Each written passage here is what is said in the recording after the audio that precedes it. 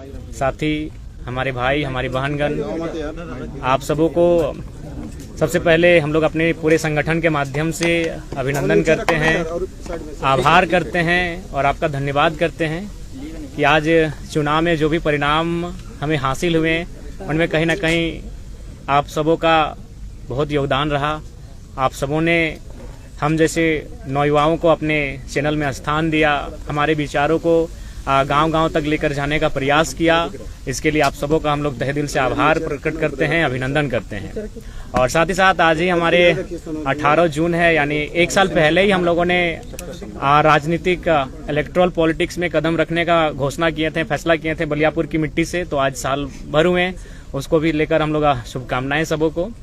और साथ ही साथ झारखंड के तमाम मतदाताओं को आभार करते हैं जिन्होंने हमें पहले चुनाव में फर्स्ट अटेम्प्ट में एज ए हमारे सभी प्रत्याशी निर्दलीय लड़े और उनको लगभग 8.5 लाख के आसपास मत प्राप्त हुए। इसके लिए पूरे झारखंड के जनमानस का आभार व्यक्त करते हैं। और साथ ही साथ हम गिरिडीह से उन तमाम पोस्टल बैलेट के माध्यम से मत देने वाले तमाम मतगणना कर्मियों का आभार प्रकट करते हैं, क्योंकि वहाँ मैक्सिमम जो होते हैं वो मैक्सिमम ही सबके सब एजुकेटेड लोग होते हैं, सब सरकारी नौकरी, अर्ध सरकारी नौकरी को करने वाले लोग होते हैं। और उन्होंने सबसे ज्यादा मत मेरे पक्ष में किया है, लगभग 5000 मत मुझे मिले 10,000 में। तो तमाम मतगणना कर्मी जिन्होंने मतदान किया है उनका एक बार पुनः विशेष आभार, और बाकी इस राज्य की जनता का बहुत बहुत आभार, जिनके माध्यम से आज हमें एक हौसला मिला है, एक नई ऊर्जा मिली है। और साथ ही साथ हम लोग आशा करते हैं, उम्मीद करते हैं कि जिस उम्मीद के साथ राज्य के जनमानस, राज्य की जनता हम लोग पर आस जता रही है, उस पर हम लोग खरा उतरने के लिए आगामी विधानसभा के चुनाव में मजबूती के साथ शिरकत करेंगे।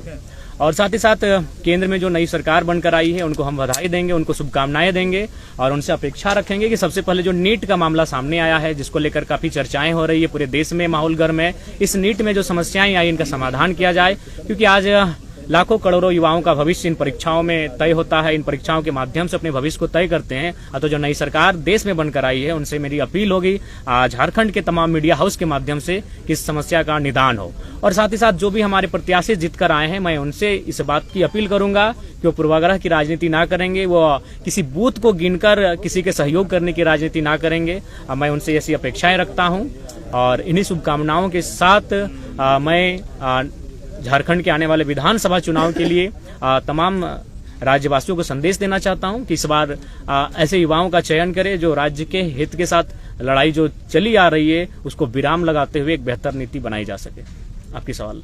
तो आप लोग विधानसभा में क्या रणनीति है आप लोग चुनाव लड़ने का? देखिए, विधानसभा के चुनाव हम लोग प्रयास करेंगे कि बहुमत की सीटों पे लड़े। यानी मान के चलिए हम लोग 8 लोकसभा की सीटों पे चुनाव लड़े थे, तो 8 6 48, शायद चतरा और हजारीबाग में 5-5, यानी 46 सीटें तो हमारे अंडर आ ही रही हैं। तो उन 46 सीटों पे तो लड़ना ही है। उसके बाद हम लोग जमशेदपुर में प्रत्याशी नहीं दिए थे, खूंटी पे नहीं दिए थे, गोड्डा में नहीं दिए थे। तो हमें लगता है इन 3 लोकसभा में भी हम लोग जाएंगे, वहाँ हमारे वोटर्स हैं, वहाँ हमारे कार्यकर्ता हैं।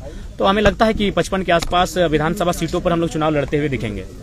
तो क्या आप लोग निर्दलीय लड़ेंगे कि कुछ? नहीं, देखिए, दिल्ली इसी क्रम में गए थे। दिल्ली जाने का कार्य डेमोक्रेसी का स्कूल में भी शामिल होना था और चुनाव संबंधित इलेक्शन कमीशन से जानकारियों को भी लेना था। तो हमें लगता है 15 से 25 दिनों के दरमियान हमारे पार्टी का सिंबल भी अलॉटमेंट होने की संभावना बन जाएगी और पार्टी को रजिस्ट्रेशन नंबर भी अलॉटमेंट हो जाएगा। तो पहले इंडियन स्कूल ऑफ डेमोक्रेसी, उसके बाद JNU। जी। इस तरह के व्याख्यान का क्या अर्थ है कि जयराम राष्ट्रीय परिदृश्य में अपनी पहचान और शिनाख्त को बनाना चाहते हैं? देखिए, मेरा उद्देश्य ये रहा कि जिन मंचों में मुझे अवसर मिला, मैंने वहाँ झारखंड की, मैंने तो आशा किया था कि संसद में झारखंड के विषयों को रखा जाएगा, लेकिन अगर संसद में जाने से हम लोग चूक गए तो कम से कम उन संस्थानों तक हमारे विषय जाने चाहिए जहाँ देश और राज्य के तमाम मुद्दों पर विचार और विमर्श किया जाता है। तो उसी उद्देश्य के साथ मैंने उन आमंत्रण को स्वीकार किया, चाहे इंडियन स्कूल ऑफ डेमोक्रेसी का मामला हो या फिर JNU का मामला हो।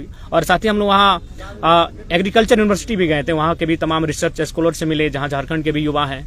तो वहाँ जाने का उद्देश्य यही था कि हम झारखंड के विषयों को उनसे साझा कर सकें और उन विषयों पर निदान कैसे हो, आने वाले विधानसभा चुनाव में हमारी स्ट्रेटेजी क्या हो, उन विषयों पर बात करने के लिए। विधानसभा चुनाव आप लड़ने जा रहे हैं, तो आपका मुद्दा फिर क्या होगा? देखिए, विधानसभा का चुनाव राज्य के मुद्दों पर आएंगे। राज्य का सबसे ज्वलंत मुद्दा अभी छात्रों की निराशा है और छात्रों की जो हताशा है वो हमारा एक महत्वपूर्ण मुद्दा रहेगा। हम लोग सरकार में आते हैं तो सबसे पहला हमारा प्राथमिकता जो रहेगा कि इस राज्य में नियमित परीक्षाएं होंगी और फ्री एंड फेयर एग्जाम लिए जाएंगे। अगर उसमें किसी प्रकार की गड़बड़ी होगी तो उसमें उच्च से उच्च पदाधिकारी क्यों ना है, उन्हें